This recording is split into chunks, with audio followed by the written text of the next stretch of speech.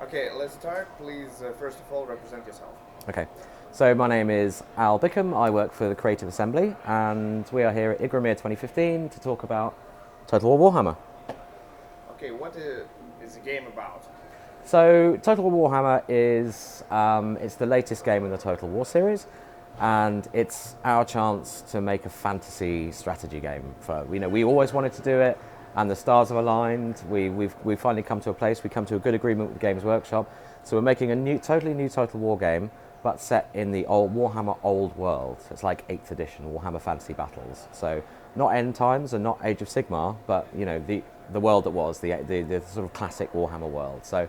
And what this means is our campaign map is a representation of the old world of Warhammer, and players will get to play, instead of factions such as the Greeks or the Romans or the Huns, now people can play as the Greenskins or the Empire or the Dwarfs or the Vampire Counts. They're the four races that you can play in the campaign and in battle with the initial launch of the game in 2016. Warhammer is a game about physical toys. Yeah. What about it? How it will be depend on game, maybe? Okay, so we look to the models as our inspiration for all the battlefield units that we have in the game. And in fact, at the studio, we have two of every single Warhammer model. One set we paint and we play, and the other set we give to our artists, and they painstakingly recreate the models and add some little variations here, some more decoration, maybe a bone earring or this kind of stuff. And that way we have a very authentic vision of Warhammer within the game. There were no, I think, fantasy because you have on the figures and you have a lot of universe types. So, what is matter for you? What is easier to do some maybe historical way, or to do fantasy way, but not to do some fantasy in decoration? I think. Yeah. So the process between making a history game and making a fantasy game is actually it's very similar, because this is just kind of it's fantasy, but it's like a different period of history, and we have all those history books, right? We have the army books for the Greenskins and the humans, the Empire, and these tell the story and the thousands of years of history of these races within this world. So in a way, it's kind of like making a history game. The big difference really is that now we have dragons and huge monsters and giants and things like this. Now, a lot of the Total War games that we make, we use motion capture. We have a motion capture studio. The guys in suits, and they record the movements, and we have those fighting actions in the game in Total War. You cannot do this with a dragon. You cannot put a dragon. We cannot find a dragon to put in the motion capture studio. So we have to hand animate so many of the creatures in the game, which is a really interesting, complicated process, and it means there's a lot of handcrafted animation work within the game, and it's a lot of fun to do as well. Our animators, for the first time, are like, wow, we really get to design how these things work. And normally, you see the figure of a dragon, you see the model, like the little mini, and it's in a pose, and it never moves, right? We have to discover how this moves, right? We have to design how this moves. So we look at nature and we say, well, this is a wyvern, right? It's like a dragon, but it's only got two legs. So when it's on the ground, how is it going to move? We look at videos of animals and we try and find something that's a bit like a wyvern, but in the real world. So for an example is, for the wyvern, we looked at bats, right? And when a bat crawls along, it kind of pushes with its legs, but it uses its elbows like this to drag itself. So on the ground, the wyvern, in the air, it's like this. On the ground, it kind of drags itself along like a bat. So in this way, we try to create authentic, something that feels natural, something that feels real. And we look to nature for some of that inspiration. So anyway, it's a really interesting process. It's the first time we've had to work in this way, and it's really cool. And I think you see the results, when you see the game. So. What about the story mode? Is there a great story here? There are many great stories. I mean, to be honest, there's more story in this than any other Total War game, because a lot of the Warhammer universe the Warhammer world it's based around characters, right? Big, heroic, legendary lords who they exemplify the qualities of the race that they come from, like an orc war boss or a dwarf high king or something like this. So these guys have very deep skill trees. They can unlock magic equipment, magic items. You can customize how the equipment they have when they go into battle, so they can fight in different ways. But they also have this skill tree. So they have all their skill trees. They have a strategic and a battle and a tactical skill tree. So they improve as they level up. But now these specific characters have one skill tree that only that character has. And when you spend your skill points, you level up, you spend your skill points, you unlock these new skills in their personal skill tree, you unlock quests. And these quests are personal to them, and they will take an army with them, and they will travel around the map and meet other characters, and they'll perform tasks and do battles, enter battles. And these quest chains will culminate in big battles, which we call quest battles. So the Battle of Blackfire Pass we showed before was an example of a quest battle, and it's like an epic battle that we have designed specifically to be a challenge for that lord.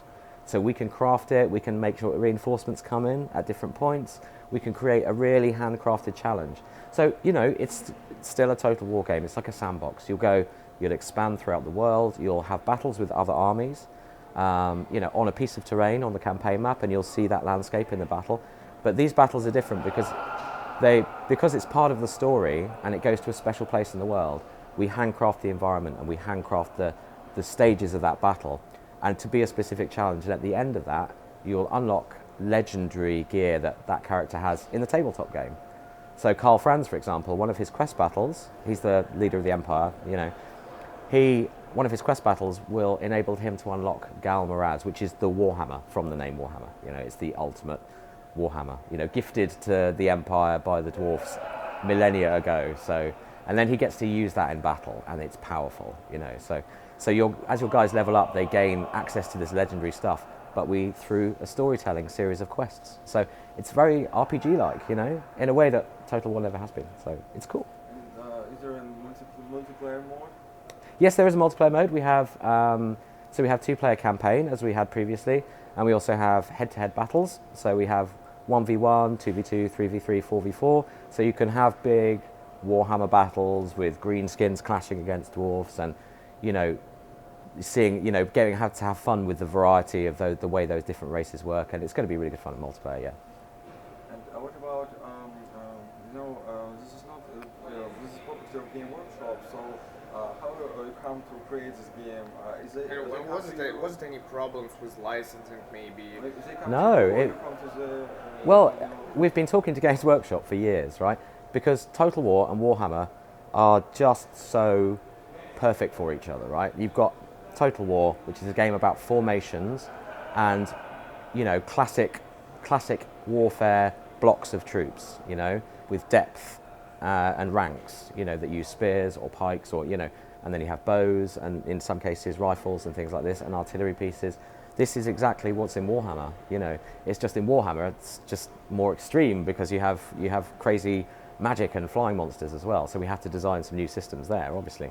But we came to the table with Games Workshop and said, I think, do you want to do this? We're ready to do this. And it was perfect because we wanted to do a fantasy game for years. And as I say, we talked to Games Workshop on and off for several years. But now the studio is at a place, there's nearly 400 people at Creative Assembly now. So we can create a new team. We can build that team. So we now have a team working on Total War Arena, our pure multiplayer.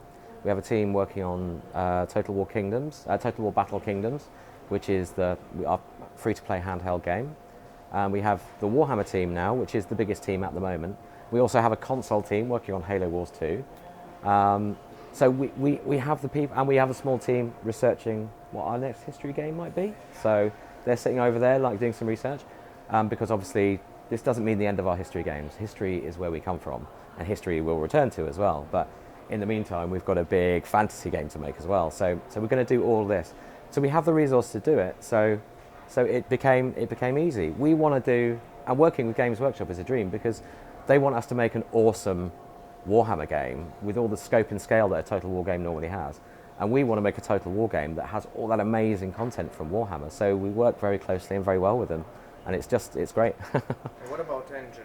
Is it that engine what was in Total War Teal or other? Mm-hmm. So it's an evolution of that engine. We have since Empire, we built a new engine at Total War Empire, and it's quite modular, so we can take different things out and put different things and work in new techniques. So, for example, we've had to build new systems to handle flying combat, because before we did not have any way of making creatures fly, and then you have to figure a way for the flying creature to attack another flying creature, or the flying creature to then dive to the ground.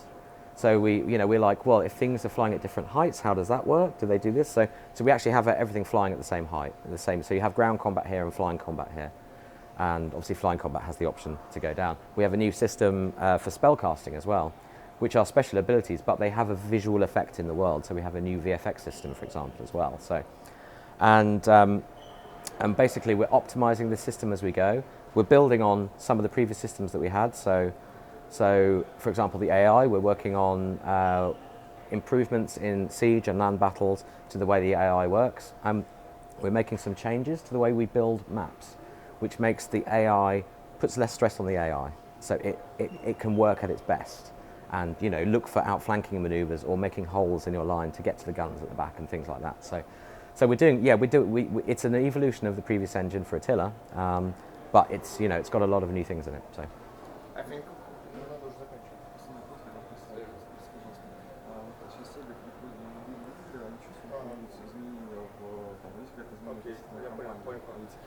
two short questions. Sure.